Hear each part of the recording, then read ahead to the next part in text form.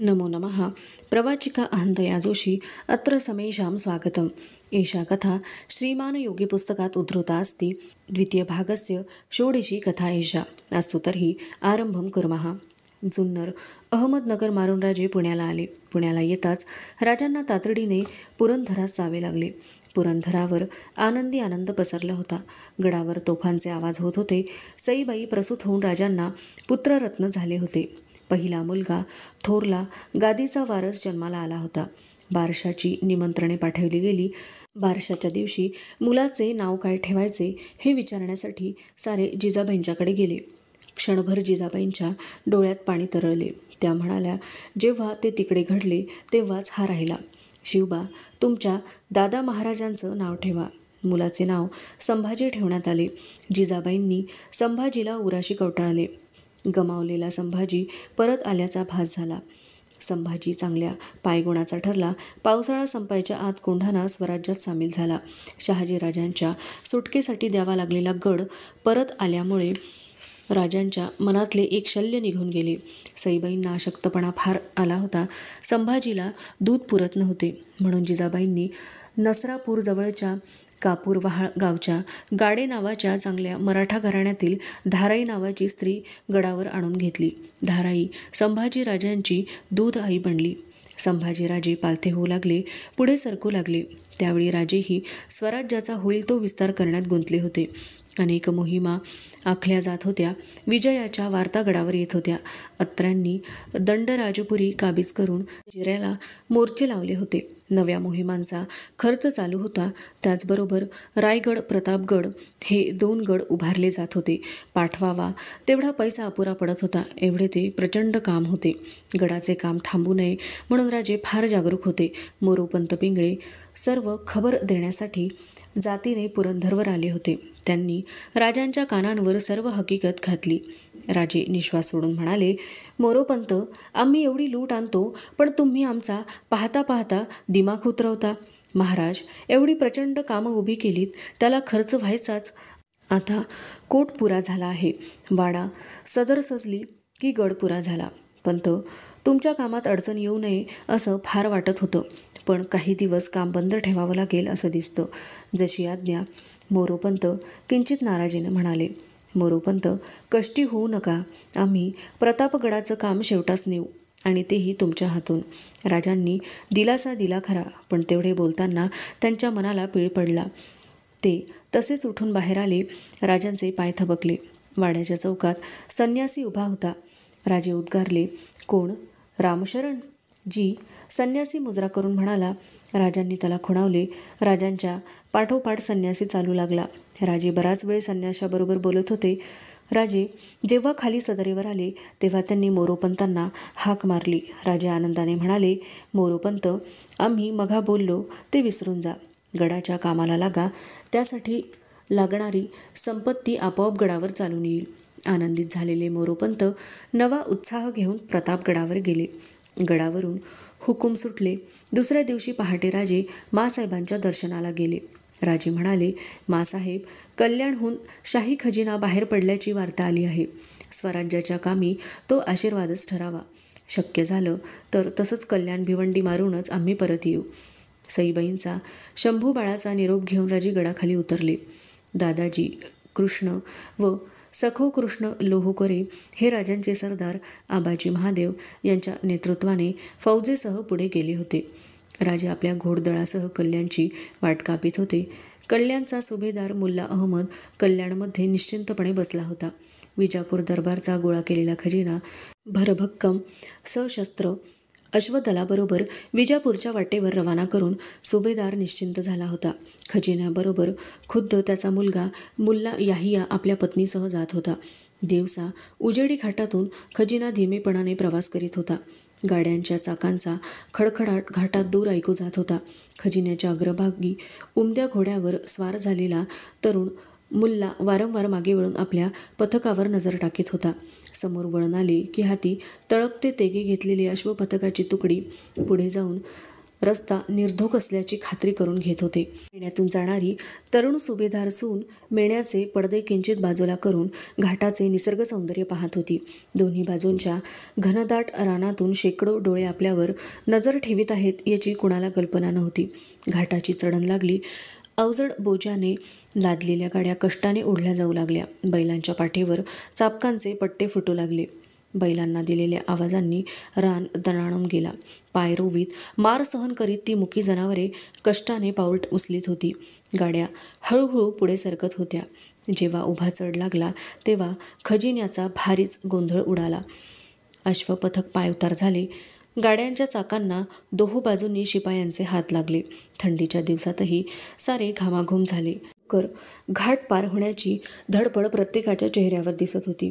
तोच चारी बाजूंनी हर हर महादेवची रणगर्जना उसळली. गदारोळ उसळला. जे स्वार होते त्यांची शस्त्रे परजली. थोडी चकमक झाली आणि थोड्याच अवधीत कल्याण खजिना सुरक्षितपणे हाती आला. गाड्यांचे मोहरे फिरले. खजिना परत कल्याणची वाट चालू लागला. कल्याण नगरात 2 प्रहरच्या वेळी नीरव शांतता नांदत होती. बाजार रिकामा होता. मराठा घोडेस्वारांची एक तुकडी अशा निवांत वेळी कल्याण दरवाजापाशी आली. द्वाररक्षकांची एकच धावपळ उडाली. दरवाजा बंद करून घ्यायलाही उसंत मिळाली नाही. चारी बाजूंनी दबा धरलेले घोडदळ कल्याणचा दरवाजा हाती आलेला कळताच उधळले. कल्याण शहर काही क्षणातच घोड्यांच्या टापांच्या आवाजाने भरून गेले. सुभेदार मुल्ला अहमद गिरफ्तार केला गेला. कल्याणच्या नगारखान्यात भगवा ध्वज डौलाने फडकू लागला. कल्याण काबीज झाले. त्याचवेळी भिवंडीही काबीज झाली. कल्याणच्या वाटेवर असलेल्या राजांना ही विजयाची वार्ता सांगण्यासाठी अश्वपथक दौडले. दुसऱ्या दिवशी राजांच्या स्वागताची जय्यत तयारी सुरू झाली. आबाजी महादेवाने कल्याण बाहेरच्या माळावर एक सुशोभित शामियाना उभा केला होता. कल्याण सुभेदाराचा तो खास शामियाना राजांची प्रतीक्षा करीत होता. दुसऱ्या दिवशी सूर्य माथ्यावरून कल्यावर राजे येत असल्याची बातमी घेऊन 2 स्वार कल्याणवर आले. आपली पागोटी सावरून आबाजी महादेव हे दादाजी कृष्ण व सखो कृष्ण लोहोकर यांच्यासह शामियान्याच्या समोर उभे राहिले. साऱ्यांच्या चेहऱ्यांवर विजयाचा अमाप आनंद ओसंडत होता. राजांचे अश्वपथक दिसू लागले. अश्वपथक धीम्या पावलांनी येत होते. राजांचे लक्ष कल्याणवर फडकणाऱ्या भगव्या ध्वजाकडे गेले. राजांच्या चेहऱ्यावर स्मित झळकले. घोडी नजीक येताच सर्वांनी राजांना मुजरे केले. तुताऱ्यांचा आवाज झाला. कल्याणचा नगारा राजांच्या आगमनाची वार्ता जाहीर करून मोकळा झाला. आबाजी महादेवांनी पुढे होऊन राजांच्या घोड्याची उठाळी धरली. राजे पायउतार झाले. आबाजींच्या पाठीवर हात ठेवीत राजे म्हणाले, आबाजी, आता तुम्ही घोडं धरणं योग्य नव्हे. महाराज, का कल्याण सुभ्याचे सुभेदार असली कामं करतात का? आपली कृपा महाराज. असले 10 सुभे देऊ केलेत तरी आपलं घोडं धरण्याची संधी मिळते तेव्हा होणारा आनंद वेगळाच असतो. आबाजी, तुम्ही आणि लोहकरे बंधूंनी केलेला पराक्रम समजला तो ऐकून आम्हाला समाधान वाटलं. फार कामी आले. फक्त 15. राजे खिन्नपणे हसले. आबाजी, एकासुद्धा जीवाचं आम्हाला फार मोल वाटतं. रक्ताच्या अभिषेकाखेरीज रणक्षेत्र प्रसन्न होतच नाही का? चला आबाजी, जगदंबेची इच्छा. राजे शामियान्यात आले. थोडी विश्रांती घेऊन राजांनी कल्याणमध्ये प्रवेश केला. भयचकित नजरेने कल्याणचे रहिवासी राजांना पाहत होते. राजांच्या मागे पुढे दोन्ही बाजूंना हत्यारबंद स्वार जात होते. राजे ते ऐश्वर्यसंपन्न शहर निरखित होते. गरजणाऱ्या सागराच्या पार्श्वभूमीवर कल्याण शहर खुलून दिसत होते. उंच प्रासादांनी भव्य मशिदींनी आकाशात आपले मनोरे चढविले होते. शहर मोठे सुबक आणि देखणे होते. शहराचा फेरफटका आटोपून राजे शामियान्यात आले. शामियाना भव्य होता. उच्चासनावर सुशोभित बैठक मांडली होती. रंगीबेरंगी पडद्यांनी आणि आडपडद्यांनी शोभिवंत केलेला शामियाना राजे निरखित होते.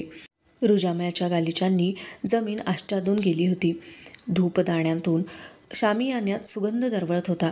राजे म्हणाले, आबाजी, आमचं स्वागतही शाही दिसतं. अशा शामियान्यात फार काळ राहिलं तर शाही मिजाज चढायला फारसा वेळ लागायचा नाही. राजे उच्चासनावर बसले. कल्याण खजिना राजांच्या समोर आणला गेला. सुवर्ण, रौप्य नाणी, अनेक अलंकार, रत्नांचे ठीक यांची राजांच्या देखत मोजदाद झाली. कल्याण मोहिमेत जे जखमी झाले त्यांच्या कुटुंबियांना भरपूर द्रव्य दिले. ज्यांनी पराक्रम केला त्यांचा बहुमान केला. आबाजी महादेवांना सुभेदारी दिली. दादाजी कृष्ण व सखोकृष्ण लोहोकरे यांना कल्याणचा व भिवंडीचा कारभार सांगितला. सरतेशेवटी कल्याणचा कैद झालेला सुभेदार व त्याचा मुलगा यांना दरबारी हजर करण्यात आले. वंशाने अरब असलेल्या त्या पितापुत्रांची धिप्पाड जोडी पाहून राजे स्तिमित झाले.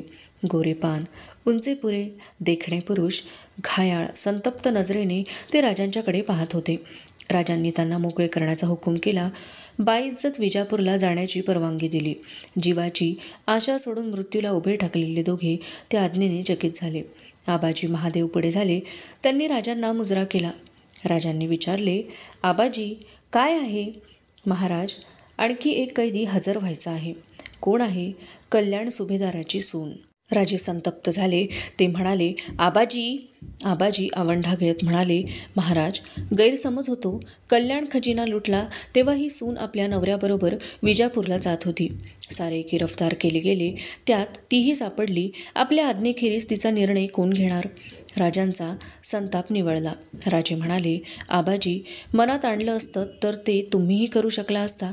आम्ही त्याबद्दल दोष दिला नसता. पण ही सून वेगळी दिसते. होय महाराज, पृथ्वी तलावर धुंडूनही दिसणार नाही असं तिचं लावण्य आहे. फुलापेक्षाही नाजूक. दृष्टी टाकताच तिचं सौंदर्य अत्तरासारखं दरवळतं. वा आबाजी, तुम्ही काव्यही करू लागलात. हे सामर्थ्य जिच्या ठायी आहे ती सुभेदाराची स्नुषा आमच्यासमोर हजर करा. सारा दरबार तटस्थ झाला होता. आबाजी महादेवांनी टाळी वाजवताच शामियान्याच्या डाव्या बाजूचा चिकाचा पडदा उचलला गेला. 2 दासींच्यासह सुभेदार सोनेने शामियान्यात प्रवेश केला. मुसलमानी वेश परिधान केलेली ती युवती राजांच्या समोर उभी केली गेली.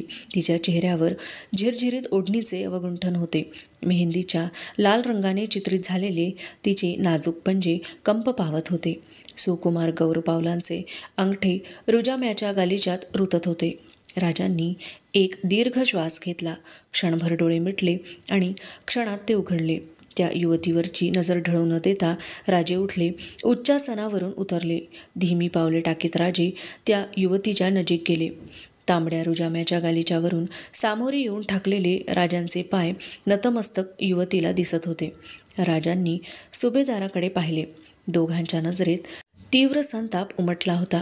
राजांनी स्थिर हातांनी त्या युवतीचे अवगुंठन उचलले आणि ते मागे मस्तकावर टाकले. त्या अप्रतिम लावण्याच्या दर्शनाने साऱ्या दरबाराच्या श्वासाचा अवरोध झाला. राजे शांत नजरेने ते सौंदर्य दृष्टीत साठवित होते. नतमस्तक असलेल्या तिच्या नेत्रातून अश्रू निखळले. व्यथित होऊन राजे माघारी बैठकीवर आले. राजांच्या कृतीने चकित झालेल्या त्या रूपवतीने नजर वर केली. राजे शांत नजरेने तिच्याकडे पाहत होते. तारुण्याच्या ऐन उमेदीतल्या राजांनी केशरी जिरेटोप परिधान केला होता. कपाळी शिवगंध रेखाटले होते. तेजस्वी डोळे तिच्या नेत्रांना भिडले होते. ती नजर पाहून युवती थक्क झाली. कुणाही पुरुषाला ज्या नजरेला नजर देण्याची हिंमत होत नसे त्या नजरेकडे ती सून पाहत होती. ते शांत रूप पाहून नजर वळविण्याचे सामर्थ्य तिच्या ठायी राहिले नव्हते. आबाजींकडे नजर वळवीत राजे म्हणाले, आबाजी, ही मुलगी खरंच सौंदर्याची खाण आहे. तुम्ही तिला हजर केली आहे. आम्ही काय करावं असं तुम्हाला वाटतं? महाराज, सांगा आबाजी, मोकळेपणानं सांगा. महाराज, रिवाज विचाराल तर आपण हिला नाट्यशाळेत स्थान दिलं तरी हिचा सन्मानच होईल. शत्रूचा तो रिवाजच आहे. पद्मिनीवर कोणी दया दाखवली नाही. कमलकुमारीची आहुती अशीच पडली आहे. राणी दुर्गावतीच्या बहिणीला अकबरानं अशीच जनानखान्यात कोंडली होती. उलट अशा युवतींनीच बादशहाचे मीना बाजार भरले गेले. त्याच शत्रूंचीही कन्या आहे. त्याच शत्रूंचीही दुहिता आहे. क्रोधानं आपण हिला एखाद्या बारगिराची बटीक बनवलीत तरी आपल्याला कोणी नावं ठेवणार नाही. लोकरिवाजाला ते सोडूनही होणार नाही. बस आबाजी, पापाचं समर्थन पापानं होत नाही. लोकरिवाजापेक्षा माणुसकीच्या धर्माला आम्ही ओळखतो. आमचा ध्वज भगवा आहे, पवित्रतेचं ते प्रतीक आहे. या मुलीचं लावण्य पाहून आम्ही चकित झालो. काहीतरी अलौकिक पाहिल्याचं समाधान वाटलं. सुभेदार सोनेकडे बोट दाखवून राजे म्हणाले, यांना पाहताच वाटलं. राजे थांबले. त्यांचा गळा दाटून आला. काय वाटलं महाराज? काय वाटलं? आमच्या मासाहेब इतक्या सुंदर असत्या तर आम्हीही सुंदर निपजलो असतो. आबाजी, आमच्या मासाहेबांची आठवण करून देणाऱ्या या सुभेदार सोनेला मानाचे आहेर करा. मासाहेबांची रवानगी करताना ज्या इतमामानं वागवाल तसंच या कन्येला तिच्या नवऱ्याबरोबर पाठवताना मानानं वागवा. राजांच्या चेहऱ्यावर एक वेगळेच समाधान प्रकट झाले होते. सुभेदार पितापुत्रांच्या नजरा विस्फारल्या गेल्या होत्या. राजांची आज्ञा ऐकून भारावलेल्या सुनेच्या डोळ्यात आनंदाश्रू तरळले होते. भक्तिभावाने तिने कुर्निसात केला. राजांनी हात जोडले. ते उठले. राजांचे मुजरे झडले. त्यात सुभेदार पितापुत्रही सामील झाले होते. कल्याण भिवंडीची व्यवस्था लावून राजे परत आले. पुरंदर दिसू लागला. आपल्या सहकाऱ्यांसह राजे गड चढत होते. माजीचे महाद्वार दिसू लागले. जवळ जाताच महाद्वारात उभ्या असलेल्या जिजाबाईंचे दर्शन राजांना झाले. जिजाबाईंना गडाच्या प्रथम दरवाजात पाहून राजांना आश्चर्य वाटले. राजे महाद्वारात गेले. सुवासिनींनी राजांच्या पायांवर पाणी ओतले. डोळ्यांना पाणी लावले. दही भाताचे मुटके राजांच्या वरून ओवाळून टाकले. जिजाबाई आरती घेऊन सामोरे आल्या. राजांचे उमदे रूप निरखून त्यांनी राजांना ओवाळले. जिजाबाई मासाहेबांचे पाय शिवत राजांनी विचारले, मासाहेब, आपल्याला गडाच्या प्रथम दरवाजाशी पाहून आम्हाला आश्चर्य वाटतं ना? राजे, लोकरिवाजाला सोडून अलौकिक पराक्रम केलात. मग अशा वीराचं स्वागत जरा वेगळ्याच तऱ्हेने नको का व्हायला? राजे, आजच्या तुमच्या पराक्रमानं आम्ही धन्य झालो. कर्तुकीनं 7 पिढ्यांचा उद्धार झाला. राजे, आज खरे राजे शोभलात. जिजाबाईंना पुढे बोलवेना. त्यांनी राजांना मिठीत घेतले.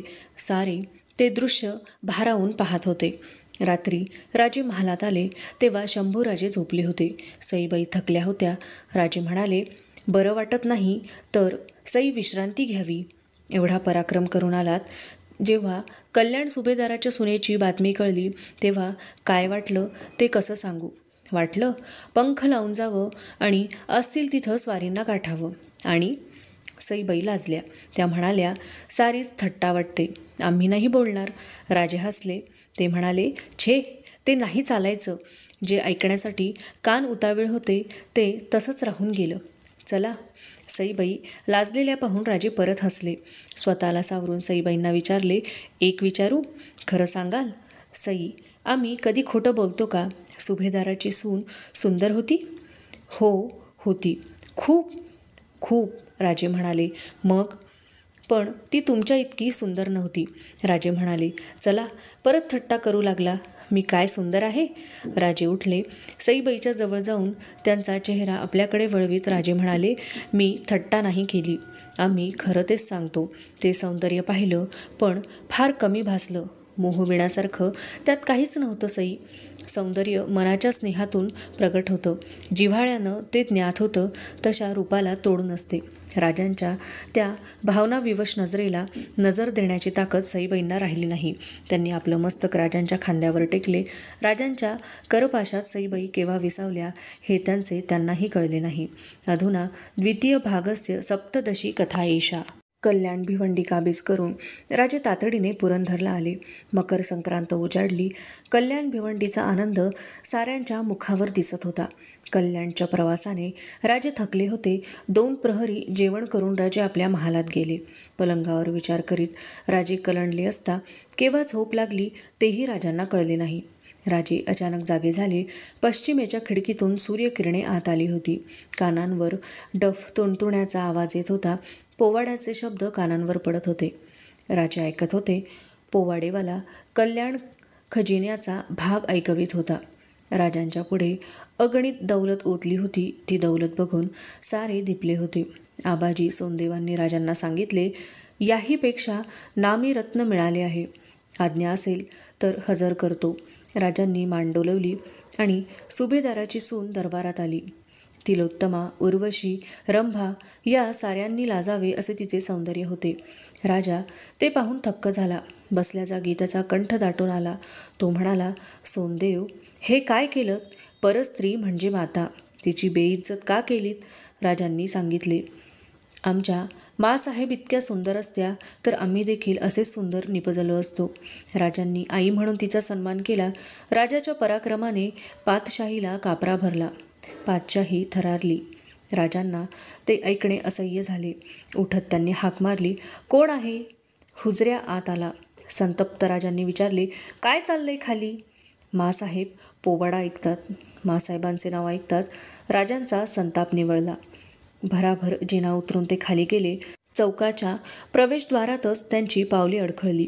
उजव्या हाती तुणतुणे घेऊन डावा हात कानांवर ठेवून शाहीर चौकात पोवाडा म्हणत होता. पाठीमागच्या इसमाने डफाची साथ धरली होती. चौक सोप्यावर चिकाच्या पडद्याआड जिजाबाई सईबाई ऐकत बसल्या होत्या. राजांना पाहताच राजस्त्रिया पदर सावरून उभ्या राहिल्या. जिजाबाईंचे लक्ष मागे गेले. त्या उठल्या. लोड ओलांडून त्या राजांच्या जवळ आल्या. जिजाबाई म्हणाल्या, राजे, तुमचाच पोवाडा ऐकतोय आम्ही. ते ऐकूनच आम्ही खाली आलो. माँसाहेब, असले सवंग पोवाडे कसले ऐकता? साधी नावंसुद्धा बरोबर घेता येत नाहीत. आबाजी महादेवाचा चक्क आबाजी सोनदेव केला. असले पोवाडे ऐकण्यात कसला आनंद? तुम्ही आई झाला असतात म्हणजे कळलं असतं. माँसाहेब, शाहिराचं कवनं ऐकून आमची मान शर्मिंदी झाली. मला ते कळत नाही राजे. आता पोथ्या पुराणांचा देखील कंटाळा येऊ लागला आहे. तुझा लौकिक ऐकताच कान तृप्त होतात. तोच ऐकत राहावंसं वाटतं. पण माँसाहेब, जे ऐकता ते खरं नाही. कुणाच माहीत त्याच्या वाणीत भविष्य बोलत असेल. राजे निरुत्तर झाले. ते म्हणाले, आपल्याला आनंद असेल तर आपण ऐका. तुम्ही ऐकत नाही? माँसाहेबांनी विचारले. राजे स्मितवदनाने म्हणाले, नाही म्हटलं तर ऐकावं लागेल असं दिसतं. शाहिराचा आवाज तेवढा भक्कम आहे. आम्ही नंतर येऊ. राजे परत आपल्या महाली गेले. शाहिराचा पोवाडा संपल्यावर राजे खाली आले. चौकात राजांना पाहताच शाहिराने मुजरा केला. राजे म्हणाले, शाहीर, तुम्ही चांगलं कवन करता. परवात घडलेल्या प्रसंगावर आज कवन करूनही मोकळे झालात. शाहिराला अंदाज लागत नव्हता. राजांनी विचारले, शाहीर, पातशाहीत कवनं केली असतील ना? जी केलीत ना महाराज. 50 होऊन बिदागी दिली. आपला लौकिक समजलं? राजे त्याला बोलू न देता म्हणाले. मागे उभ्या असलेल्या पंतांना राजे म्हणाले, पंत, यांना 55 होऊन बिदागी द्या. राजे फिरले. माँसाहेब व राजस्त्रिया आज जायच्या तयारीत होत्या. राजांच्या चेहऱ्यावर हसू होते. लक्षात येऊन जिजाबाईंनी विचारले, का हसता? माँसाहेब, इथं जशी आज पातशाही थरथरली तशीच पातशाहीत शिवशाही थरथरली असणार. तुझं नेहमी असंच, जिजाबाई रागाने म्हणाल्या. असू दे, पण आम्हाला पोवाडा आवडला. रागवू नका माँसाहेब. स्तुती कोणाला आवडत नाही, पण ती मनाला पटायला हवी. अधिकारवाणीनं यायला हवी. नशिबात असेल तर तेही ऐकू. का नाही? राजे आत्मविश्वासाने म्हणाले. माँसाहेब, आम्ही वचन देतो, एक ना एक दिवस ती आम्ही जरूर तुम्हाला ऐकवू. आणि ती स्तुती ऐकत असता तुमच्याबरोबरच आमचेही कान तृप्त करून घेऊ. त्यानंतर 4च दिवसात आबाजी महादेव गडावर आले. राजांना ते म्हणाले, राजे, आपल्या आज्ञेप्रमाणे गलबत बांधण्यात हुशार असे कारागीर आले आहेत. छान. कुठं आहेत? खाली माचीवरच्या धर्मशाळेत उतरलेत. किती आहेत? 400. ठीक, त्यांची व्यवस्था ठेवा. आम्ही सकाळी भेटू. साऱ्या गडावर तो कौतुकाचा विषय बनला. 400 फिरंगी एका वेळी कधी पाहायला मिळाले नव्हते. सारा गड त्यांना पाहण्यास लुटला होता.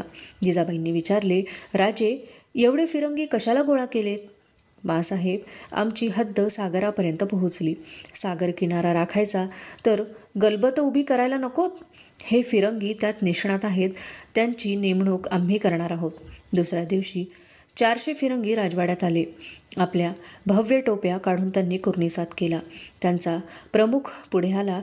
आबाजींनी ओळख करून दिली. महाराज, हा लुई वर्ताव जहाज बांधण्यात निष्णात आहे. राजे लुई वर्तावला पाहत होते. राजे प्रश्न विचारित होते. दुभाषा भाषांतर करीत होता.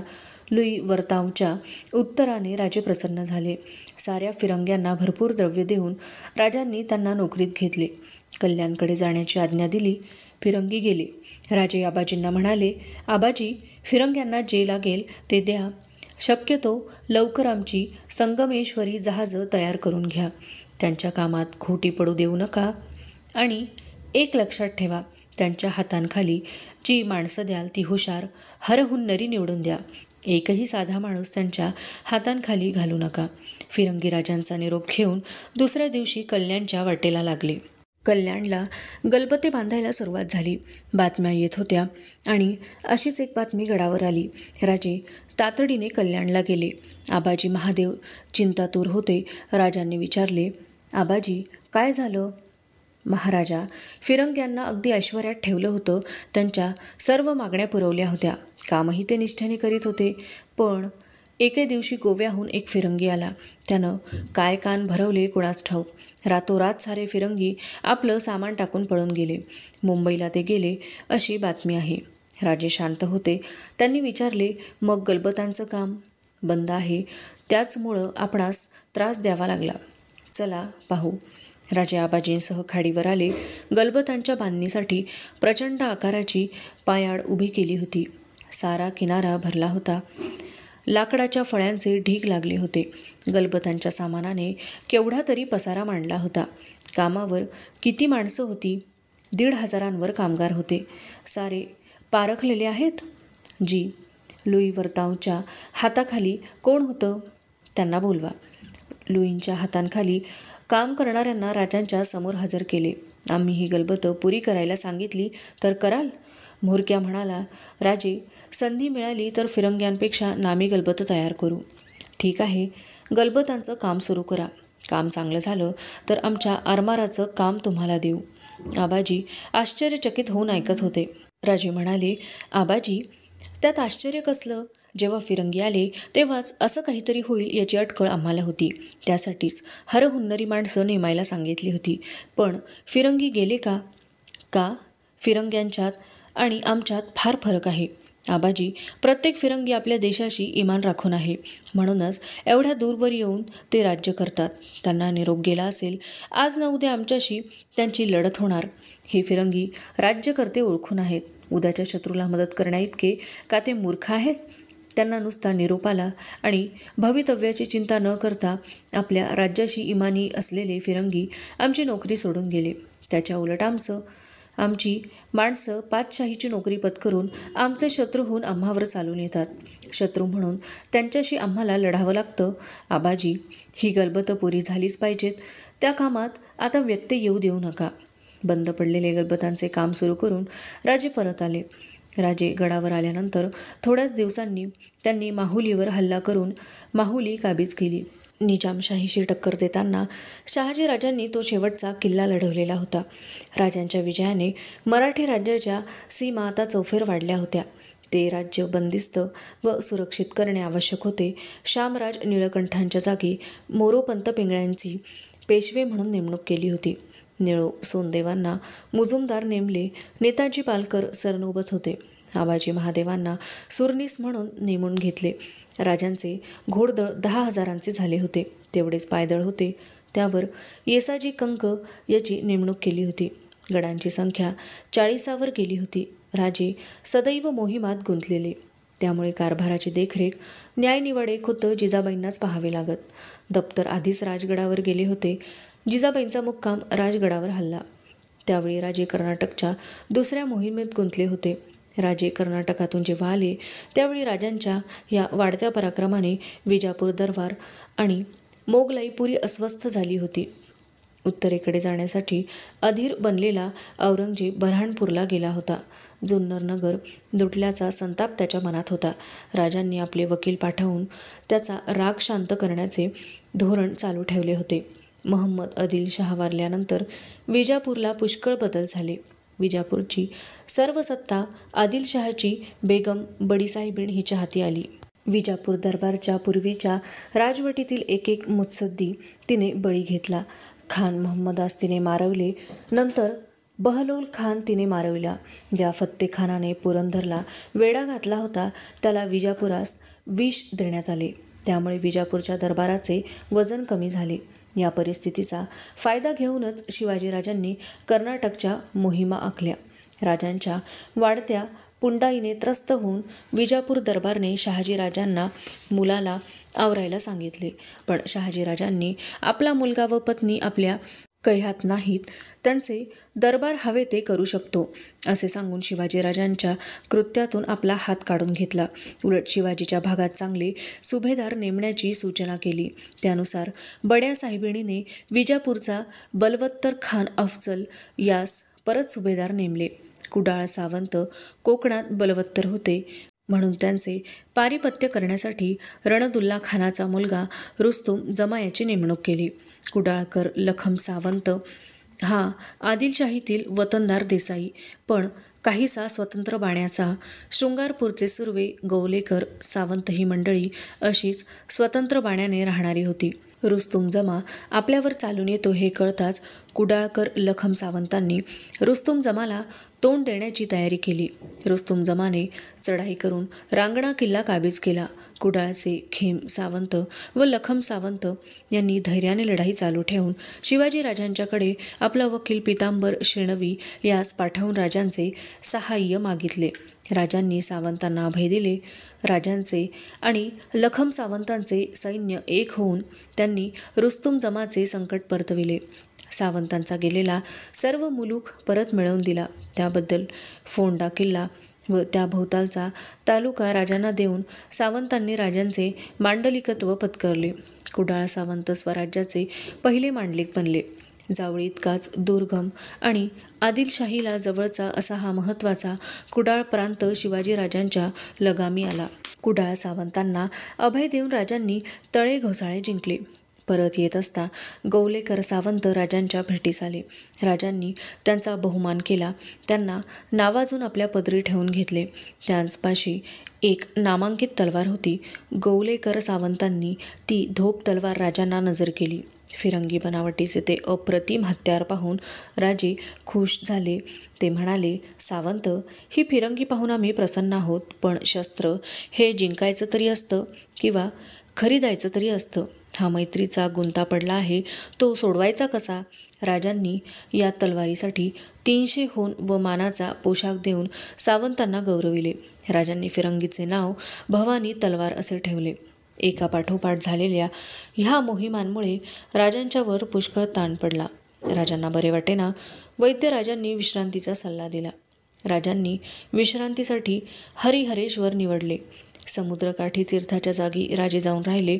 ज्वर गेला, पण अशक्तपणा वाढत होता. राजे पालखीतून राजगडावर आले. राजांच्या आजाराची बातमी समजताच पुरंदरहून राणी वसा गडावर हजर झाला. हळूहळू राजे हिंडू फिरू लागले. एके दिवशी शहाजादा औरंगजेबाचा वकील फरमान घेऊन गडावर आला. औरंगजेब बापाच्या पारिपत्यासाठी दिल्लीला निघाला होता. त्याने राजांना लिहिले होते, हा फरमाना पोहोचताच तुम्ही आम्हास मिळावे. आपल्याला येणे शक्य नसेल तर आपले दिवाण शामराव निळकंठ यांना फौज देऊन आमच्या सहाय्यासाठी पाठवावे. आमच्या हाती दिल्लीचे राज्य आले की तुमच्या बापास नव्हती अशी दौलत मानमरातब तुम्हाला देऊ. राजांच्या नजीकच्या लोकांना हा बहुमान वाटला. राजांनी औरंगजेबास मदत करावी असाही अनेकांनी सल्ला दिला. राजे हसले, म्हणाले, तुकरास सहाय्य करणं उचित नव्हे. आमच्याकडून औरंगजेबास कोणतंही सहाय्य मिळणार नाही. आम्ही दिलगीर आहोत. राजांचा जबाब घेऊन औरंगजेबाचा वकील परत गेला. त्याने औरंगजेबाला निरोप पोहोचविला. औरंगजेब संतापला, पण शिवाजीने केलेल्या अपमानाचा बदला घ्यायला त्याला उसंत नव्हती. हा दावा मनात ठेवून औरंगजेब बापाचे पारिपत्य करण्यासाठी आग्र्याची वाटचाल करू लागला. औरंगजेब उत्तरेला गेला आणि 3 महिन्यांच्या अवधीत त्याने बापाला कैदेत टाकून भावांचा बिमोड करून राज्य बळकाविले. औरंगजेब दिल्लीपती झाल्याची बातमी कळताच राजांनी औरंगजेबाच्या मनात कटुता न राहावी म्हणून नव्या बादशहाच्या सन्मानार्थ आपले वकील सोनोजी पंत यांना दिल्लीला पाठवले. सोनोजी पंत उत्तरेकडे पाठवल्याचे कळताच जिजाबाई म्हणाल्या, राजे, तुमचा एक हल्ला नाही मासाहेब, सध्यापुरता सोडवून घेतला. आमच्या वकिलाला पाहून औरंगजेब कटुता विसरेल असं वाटत नाही, पण तो थोर मुत्सद्दी आहे. तो तसं निश्चित भासविल तेवढं केलं तरी सध्या ते आम्हास पुष्कळ आहे. आम्हास सध्या तरी औरंगजेबाची भीती नाही, पण आता कोणाची भीती? विजापूर दरबारात आमच्या विरुद्ध वादळ उठण्याचा रंग दिसतो. विजापूरचा काळा ढग केव्हा बारिश करील हे सांगता येत नाही. विजापूरचा प्रबळ सेनापती पूर्वीचा वाईचा सुभेदार आमच्यावर स्वारी करण्याची संधी हुडकतो आहे. त्याच्याकडे आमचं लक्ष आहे. राजांना अफजलपेक्षाही जास्त चिंता वाटत होती सईबाईंची. सईबाई सारख्या आजारी पडत होत्या. हवाफेरासाठी राजांनी त्यांना नव्या बांधलेल्या प्रतापगडावर हलविण्याचे ठरवले. अधुना द्वितीय भागस्य अष्टादशी कथा एषा. विजापूरचा दरबार तटस्थ होता. बादशहा अली आदिलशहा तख्तावर बसला. त्याची नजर उजव्या हाताच्या जाळीदार पडद्यांनी आच्छादलेल्या सज्जावर स्थिर झाली होती. याची आई बडी साहेबीण संतप्त होऊन सज्जात उभी होती. ज्या शिवाजीने आदिलशाहीचे गड काबीज केले, मुलूक बळकाविला, बंदरे ताब्यात घेतली, एवढेच नव्हे तर आदिलशाही मुलुखात 2दा चढाया करून लूट केली, गावे बेचिराग केली, कल्याण खजिना लुटला, त्या शिवाजीची गई करायची किती? बड्या साहेबिणीचा संयम सुटला होता. दरबारात शिवाजीच्या पराभवासाठी पैजेचे विडे ठेवले होते. तख्तापुढे नक्षीदार चौरंगावर सुवर्ण तबकात ठेवलेले विडे साऱ्या दरबाराला आव्हान देत होते. दरबारात अंकुश खान, रुस्तुम जमा, मुसे खान, याकूत खान, सिद्दी हलाल यांच्यासारख्या प्रतिष्ठेच्या सरदारांबरोबरच विजापूरचे इमानी सेवक बाजी घोरपडे, मंबाजी भोसले, झुंजारराव खाडगे हेही हजर होते. सारे चुपचाप हात बांधून हजर होते. साऱ्यांच्या नजरा जमिनीला खिळल्या होत्या. विड्यांकडे पाहण्याचे धैर्य एकालाही नव्हते. उलटणाऱ्या क्षणाबरोबर बड्या बेगमेचा संताप वाढत होता. तिचा कणखर आवाज साऱ्या दरबारात उमटला होता. उसने अजमते शाही को ललकारा है. राज्य आणि धर्म यांच्यासाठी त्याचा पराभव झालाच पाहिजे. हे आव्हान स्वीकारणाऱ्या वीरासाठी दरबारचे विडे हजर आहेत. बेगमेची नजर दरबारावरून फिरली. तिने पुन्हा पुकारले, कौन है वह नाराए तकवीर बुलंद करनेवाला मुजाहिद. सारे चुपचाप होते. अधोबदन उभ्या असलेल्या सरदारांना नजरेखालच्या गालिचांवरून पावले रुतत जाताना दिसली. मानावर होऊ लागल्या. साऱ्या दरबारावर बेगुमान नजर फेकून खान अफजल तख्ताकडे जात होता. अफजलचा देह धिप्पाड होता, उंचापुरा होता. चेहऱ्यावर राकट मग्रुरी होती. डोळ्यात आत्मविश्वास होता. पाठीवरून जमिनीपर्यंत रुळणारी जरी खिलत उजव्या हाताने सावरीत, डावा हात तलवारीच्या मुठीवर ठेवीत खान तख्तासमोर उभा राहिला. बादशहाला मुजरा करून त्याने साऱ्या दरबारावरून एक तुच्छतेची नजर फिरवली व तो गरजला, जिल्ले सुभानी बंदा पायाशी हजर आहे. गर्दन मारण्याच्या हुकुमाची फक्त वाट पाहतो आहे. हुजुरांनी त्या मनहुसचं शुद्र नाव घोषित करावं. शिवा गद्दारे दक्कन. खान हसला. तो म्हणाला, बस, आणि एवढ्यासाठी आमच्या दरबारी एकही सरदार नाही? यह मजाल. बेगम हुजूर, आदिलशाही सल्तनीत काट्याप्रमाणे सलत असलेल्या या शूद्र सिवाचा मी पूर्ण बिमोड करीन. सिवा तो काय? चढे घोडियानिशी काबीज करून त्याला ह्या तख्तासमोर हजर करतो. आणि पाहता पाहता आपल्या पोलादी पंजाने खानाने तबकातले विडे उचलले. साऱ्या दरबाराचा भार उतरला. सुभान अल्लाह, सुभान अल्लाह असे उद्गार प्रगटू लागले. साऱ्या दरबारात रिवाज विसरून एकच जल्लोष झाला. बादशहाने खानास अनेक भारी वस्तू भेट म्हणून दिल्या. त्यात एक रत्नजडित म्यानाची तेजस्वी कट्यार होती. ती खुद्द बादशहाची होती. विजापूर दरबारने खानाला अनेक सरदार दिले. मुसे खान, हसन खान, सिद्दी हिलाल, अंकुश खान या सरदारांबरोबरच पांढरे नाईक घोरपडे, संभाजी भोसले, प्रतापराव मोरे यांच्यासारखे हिंदूही होते. खानाचा मुलगा फाजल खान आपल्या 2 भावांसह खानाबरोबर होता. विजापुराबाहेर खानाची छावणी तयार होत होती. आपापली पथके घेऊन सरदार सामील होत होते. उंट, हत्ती, घोडा यांनी छावणी ठाई सजली होती. छावणीची तयारी होताच एके दिवशी छावणी उठली. तुताऱ्या नगारे झडू लागले. चांद ताऱ्याने सुशोभित झालेला आदिलशाही हिरवा ध्वज आघाडीच्या हत्तीवर फडकत होता. बिनीच्या हत्तीमागे लागलेल्या हत्तींच्या मालिकेतल्या एका हत्तीवर चांदीची अंबारी तळपत होती. खान तित्तीमाखीने बसला होता. हत्तीवरून आपल्या मागे पुढे पसरलेल्या सैन्यावर नजर टाकीत होता. 100 हत्तींच्या गळ्यातल्या घाटांच्या आवाजात हजारो उंटांच्या साखळ्यांचा आवाज मिसळत होता. चित्रविचित्र रंगांनी सुशोभित केलेले खानाच्या जनानखान्याचे मेणे भोयांच्या हुंकारावर दौडत होते. अवजड तोफांचे गाडे हत्ती खेचत होते. छावणीचे सामान लादलेल्या गाड्यांची रांग दृष्टीपथातही येत नव्हती. सरत्या उन्हाळ्याची तगमग होत असता खानाचे प्रचंड सुसज्ज सैन्य शिवाजीच्या पारिपत्यासाठी धुळीचे लोट उडवीत जात होते. विजापुरापासून अवघ्या 2-2.5 कोसांवर खानाने प्रथम छावणी केली. रात्री खानाने आपल्या शामियान्यात साऱ्या सरदारांना एकत्र केले. खानाचा वकील कृष्णाजी भास्कर खानाशेजारी उभा होता. खानाने सर्वांवरून नजर फिरवली. तो म्हणाला, आम्ही शिवाजीवर नजीकच्या मार्गानं चालून जाणार नाही. तुळजापूर, पंढरपूर यांवरून वाईला जायचा असा आमचा मनशा आहे. बेअदबी का कसूर माफ अब्बाजान, लेकिन नजदीकी रास्ता छोड राहे दराज की जरूरत क्या. अफजल खानाच्या चेहऱ्यावर स्मित झळकले. आपल्या दाढीवरून हात फिरवीत कृष्णाजी भास्कराकडे पाहत खान म्हणाला, बारिश केव्हा सुरू होईल हे सांगता येत नाही. आमचा कबिला, छावणी मोठी, वाटेत पाऊस आला तर कठीण प्रसंग येईल. पंढरपूरचा मार्ग कोरडा आहे. वाईपर्यंत तरी पावसात सापडण्याची आमची इच्छा नाही. साऱ्यांनी माना डोलवल्या. खानाच्या मनातले बेत तसेच लपून राहिले. दुसऱ्या दिवशी खान आपल्या सैन्यासह तुळजापूरच्या वाटेला लागला. तुळजापूर दिसू लागले. डोंगर कपारीत वसलेले भवानीच्या मंदिराचा कळस नजरेत येत होता. तुळजापूर चिमुकले गाव. खान येतो हे कळताच भयभीत झालेले तुळजापूरचे लोक सैरावैरा पळत सुटले. खान तुळजापूरला आला. हत्ती बसताच शिडी लावण्यात आली. खान उतरला. तुळजापूरवरून नजर फिरवीत खानाने विचारले, या जागेला हिंदू लोक फार मानतात का. कृष्णाजी भास्कराला थोडी कल्पना आली होती. तो हात जोडून म्हणाला, खानसाहेब, आम्हा हिंदूंना या जागी इतकी दुसरी पवित्र जागा नाही. जशी आपल्याला मक्का. खामोश. आमच्या मक्केची तुलना काफिरांच्या तुलनेबरोबर करता. हाच तो शिवाजीचा देव ना. जी खानसाहेब, या स्थानाला धक्का लागला तर आपले हिंदू सरदार बिथरतील. कृष्णाजी भास्कराने दुसरा डाव टाकला. खान गरजला, आमच्या विरुद्ध बिथरण्याची ताकद कोणाला आहे. गर्दन मारू.